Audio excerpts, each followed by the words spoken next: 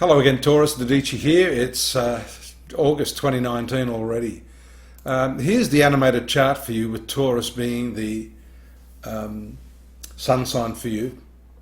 I'm not going to dwell too much on Uranus. I've been talking a lot about that. I think this month, as you can see, we have a new moon starting in the fourth house of your horoscope, which is your domestic sphere. The moon quickly moving out of that area on August 3rd, but you've still got these slower moving planets. Not too slow. The sun, normally spending around a month, it will be here in this fourth house for around 18 days, almost 3 weeks here with Venus and Mars. So a lot of energy being directed there, and also being supported by this 8th house position of Jupiter in the zone of shared resources. So a lot of activity there, and maybe that has to do with how you're managing your funds, how your other family members are contributing, and maybe a necessity to deal with that, but probably not until after Mercury moves in here, which is the planet of communication. Although it is in the third house here, deliberating. You can see here it's in that tight opposition aspect, or was anyhow, to Saturn. They're moving to the South Node and Pluto, midpoints here, which indicate often a thought process that makes you feel as though things are out of your control. You're not able to quite get on top of it.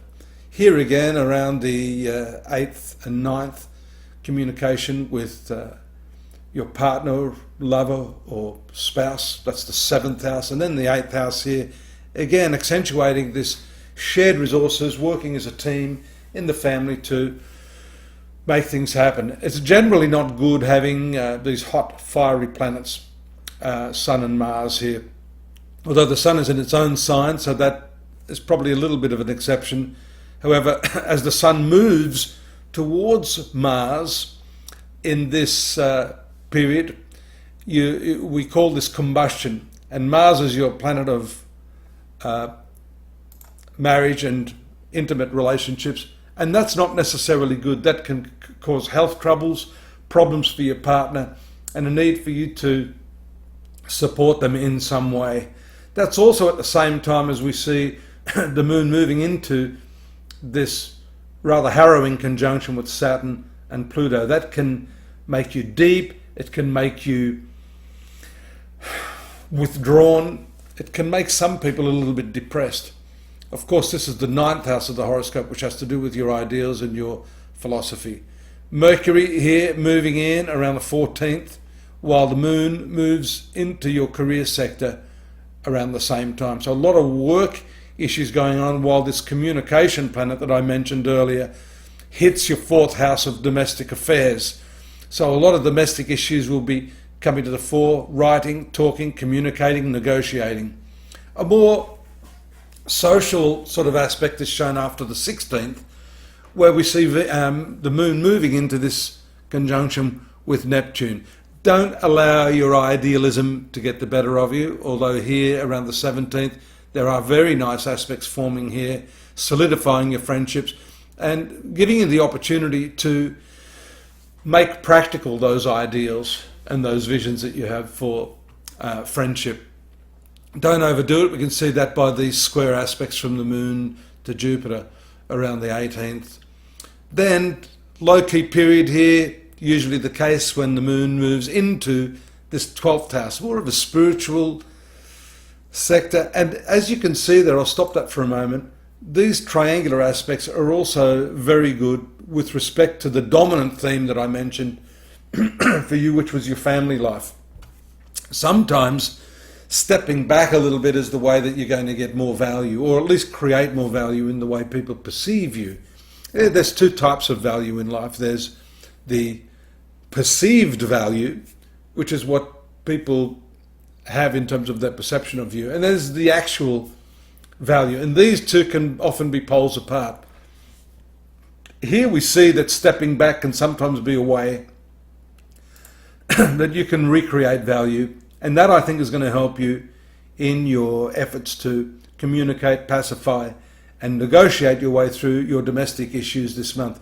Notice Mars Around the 20th, moving into your 5th house of love affairs, creativity. That's good.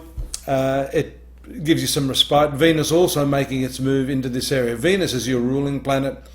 So here we see a distinct shift around the 21st, 22nd. I missed that full moon around the 16th, 17th in your 10th house. That is going to really shine a light on your professional activities, your employers, negotiations with them, as well as your family. Here we see the shift from this domestic sphere into this 5th house. Much, much nicer combination, I think. You've got the lovely trine aspect from Uranus here in your sun sign.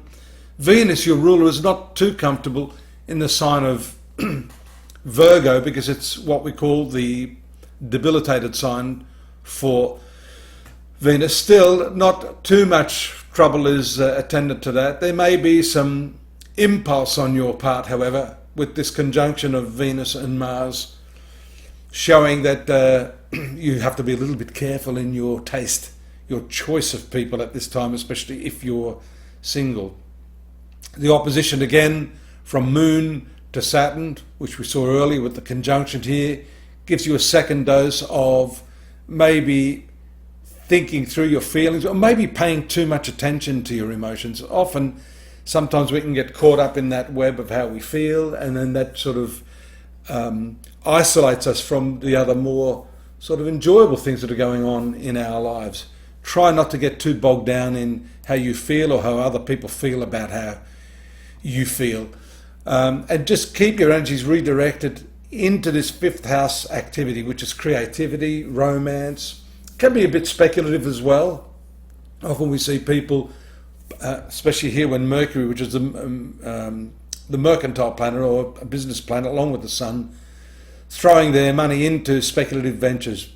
Do be careful of that, and don't do anything without good reason and maybe a little bit of support from people in the know. That's also shown by Jupiter being in your 8th house. Notice too that it's gone direct this month, so whatever's been on hold there in terms of your banking, in terms of shared resources, finances, income, that can be a really, really good signal that things are on the up and up for you.